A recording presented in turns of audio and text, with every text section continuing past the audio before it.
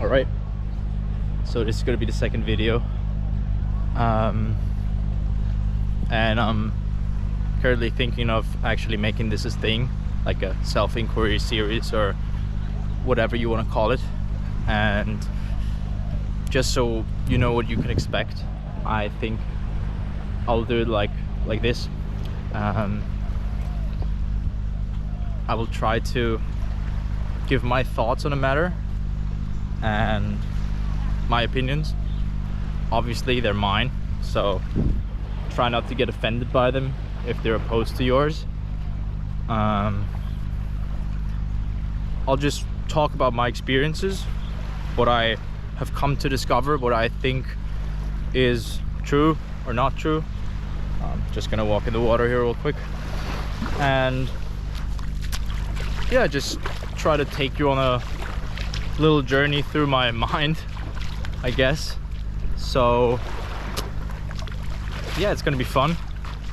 I will try to make these videos a little more structured, where I'm not talking all over the place. I'll try my best, but no guarantees. And by the way, I'm currently in Bali and it's 4:30 in the afternoon. It's pretty nice weather, I'd say. But yeah, let's get into it.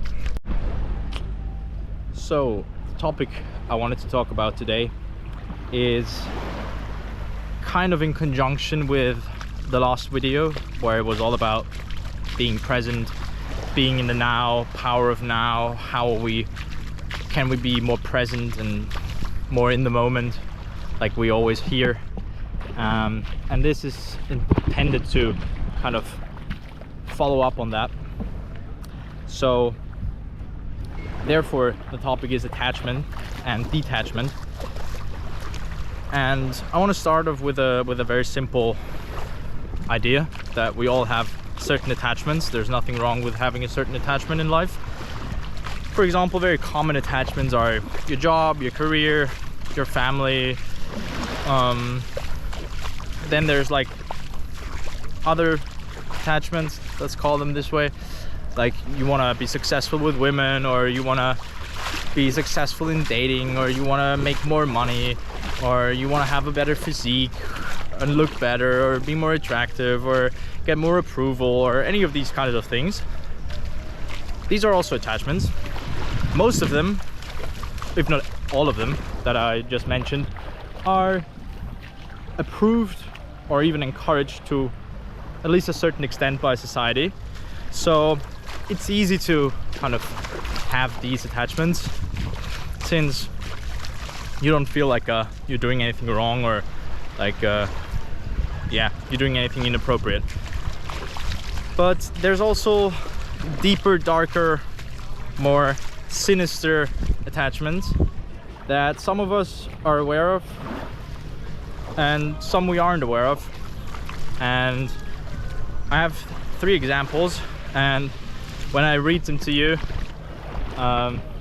it'll become very obvious that they are deeper, darker, and not so, let's call them, nice. Before I go in there though, it's important to note that attachments have a payoff, right? We're always doing everything we do for a certain payoff. An example, if you have more money, the payoff is obvious. If we have an attachment to family, the payoff is obvious. Like for all these kind of approved payoffs, approved attachments, sorry, that are approved by society or even encouraged, the payoffs are pretty obvious. Like you don't really need to look for them. But for the deeper, darker, more sinister ones, they're hidden, they're not that apparent. So yeah, there's lots and lots of them, and I have 3 examples that are true for my life. Maybe they're true for you, maybe not. I'm sure there's many more for me and for you, but I'll just use these 3 as examples of what a deeper, darker attachment is and what the payoff is, because that's where it gets tricky. So the first one of all of these is gonna be the example of preying on someone's downfall, right? I think many people notice that at some point, that in a situation where you should be happy about someone in your life achieving something, but part of you like wants them to fail, a part of you is envious, a part of you wants that too, part of you feels like a failure because you don't have whatever they have, and you kind of want them to fail. And maybe you feel even bad, at least I feel bad when I look at some friends and I want them to fail, and then I feel bad for myself, like what shitty kind of friend am I wanting them to fail? Like, am I a bad person now? And this would be like the first one.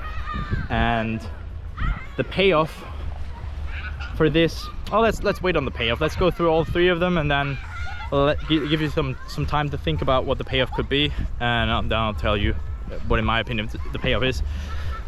The second one would be enjoying other people's suffering. Oh, that's a deep one, that's a cruel one, but I definitely sometimes enjoy watching other people suffer, and all of that is based on our own idea of what is right and what is wrong, our own sense of justice and morale, and if someone deserves it. Like, I don't like if someone suffers who's done nothing wrong and is just in the wrong place at the wrong time, but there's definitely certain people where I'm like, you fucking deserve to suffer. Like, an example would be, I love Game of Thrones, Joffrey Baratheon. I surely enjoyed watching him suffer, and even though it's just in a movie, but that's an example. And another example, not for me personally, but I've seen a documentary about Jeffrey Epstein, and people came out openly and admitted to being dissatisfied by his quick and easy death, and they were hoping that he would suffer more, he deserved to suffer more. So I would say it's one that we don't like to admit to ourselves, but in my opinion, every human at some point enjoys other people's suffering once they deem it deserving. Just for some of us the threshold is higher, and for some of us the threshold is lower. Like, some of us might enjoy someone suffering just because they didn't greet them today. Others might want to see someone suffer because they killed one of their family. Vastly different reasons, same exact result. But that's the second one.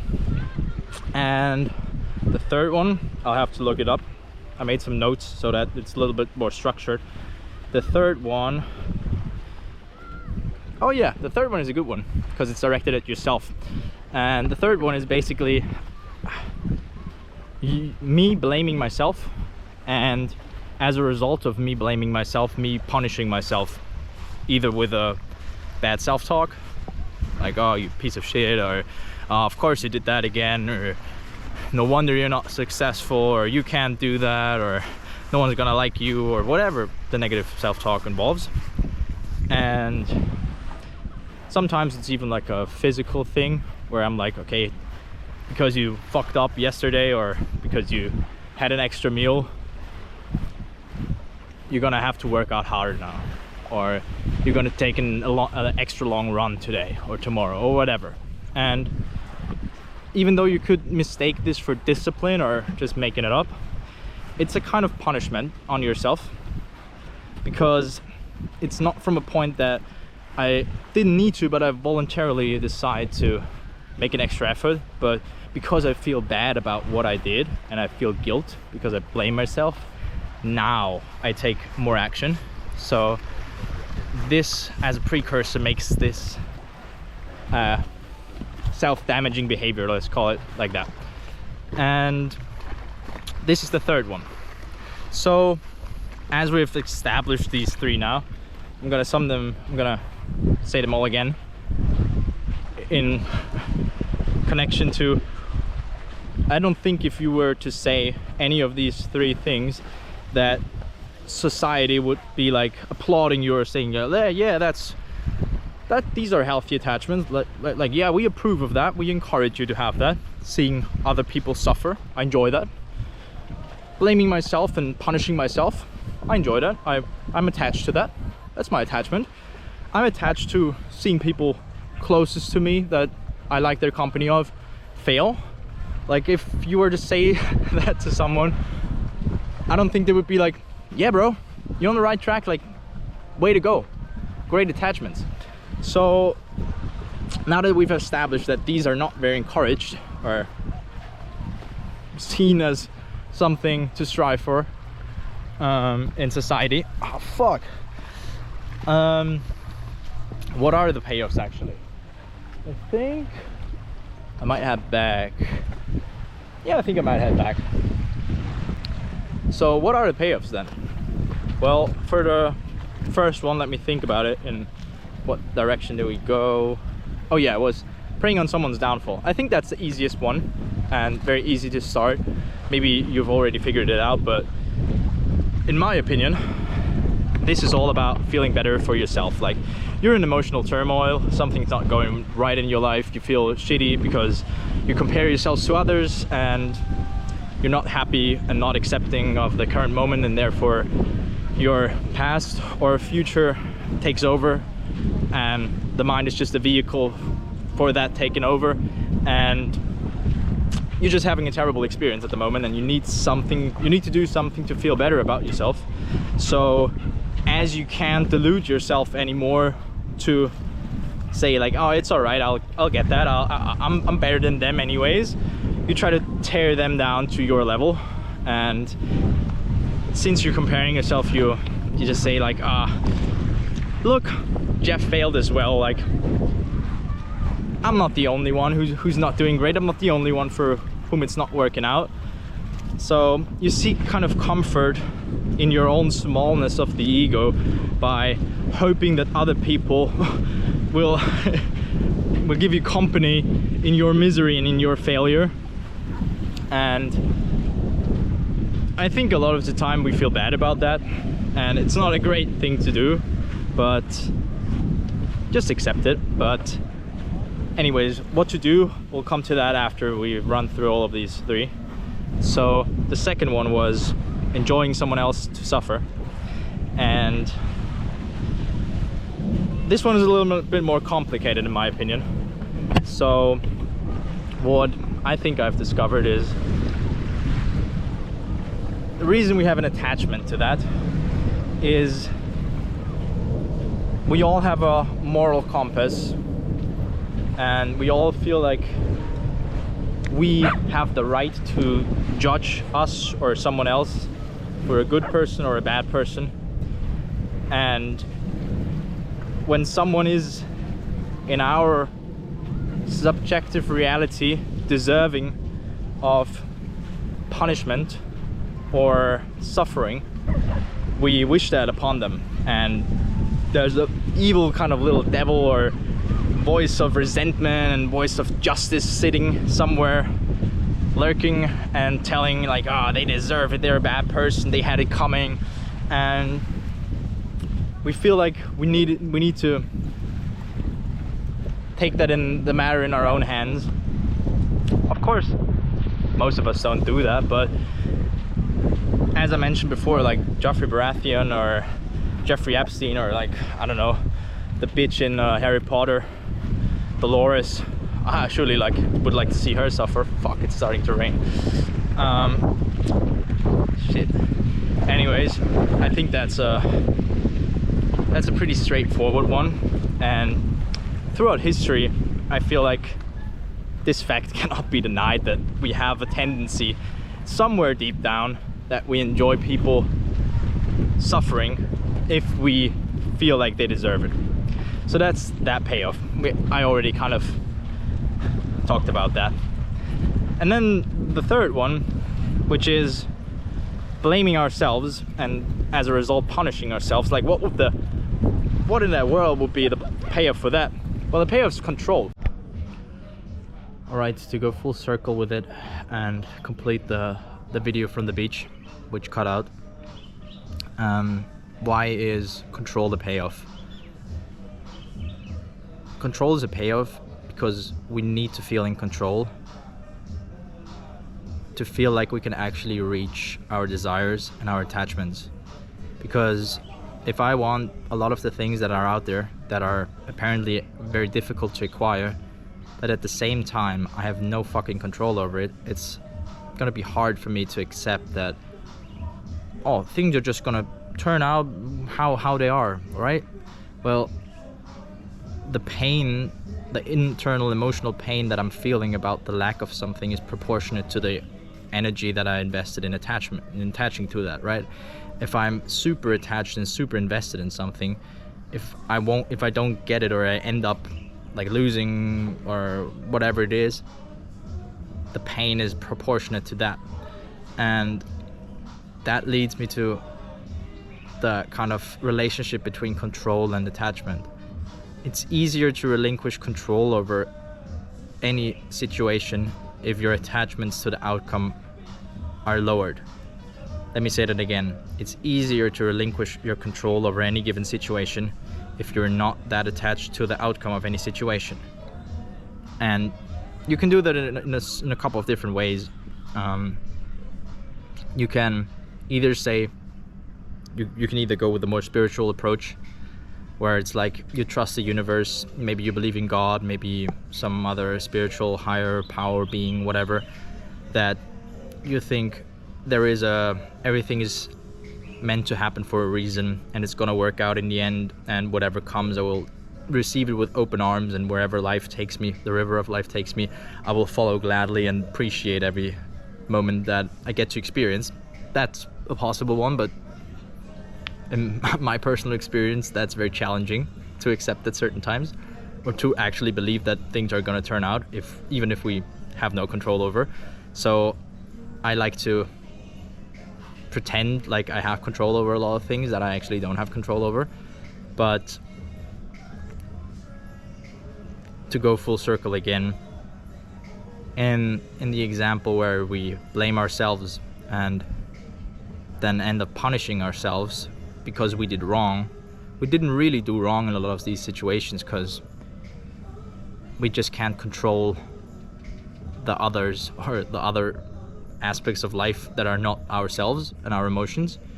But we delude ourselves into thinking that we actually can, because we're not emotionally resilient to bear the pain or bear the the discomfort of being out of control, right? And just letting things flow, just trusting in whatever's going to happen is going to be good for me, or being detached enough from all our needs and wants and lowering them to I would prefer that to happen, or I would really like that to happen, but I'm not married to any of these ideas or principles or whatever I think to have. That's what makes it easier. But that's another silent, more deeper, sinister payoff that we get, I would say. There's two videos that I have already planned, or two topics that I want to talk about. First is like control, and a deeper dive in control, and like how surrendering and relinquishing control is the best thing you can do if you actually manage to, because you can kind of allow something new to enter your life and actually let the universe take over and push you in a direction that's suited for you right now. Because when we control, we cling, we force, we don't have any space for something new to come in, and like why we want to control in the first place, and what our patterns are when we try to control, or what actually ends up happening, like how we manipulate and the certain behaviors we tend to fall back into. So I'm going to discuss that in an upcoming one. And the second one has been very interesting for me. I've been thinking a lot about it. It's basically morale and suffering. Like, is suffering bad? Cruelty is bad in my opinion, but suffering is just a part of life. It's just there. Just like death, is death bad? I don't know. People are afraid of it, but people are afraid of things that definitely aren't bad. So I'm gonna tackle that, and how morale is ultimately very subjective, and different kinds of morale, and even payoffs and attachment in morale. So we go full circle there. So yeah, I'm very excited to shoot these next. They're probably going to be shot in the next few days. I don't know when I'm going to upload them. But yeah, that's enough for today. Hope you enjoyed the little talk again. Maybe you learned something, maybe you didn't. Anyways, peace out. Let's go.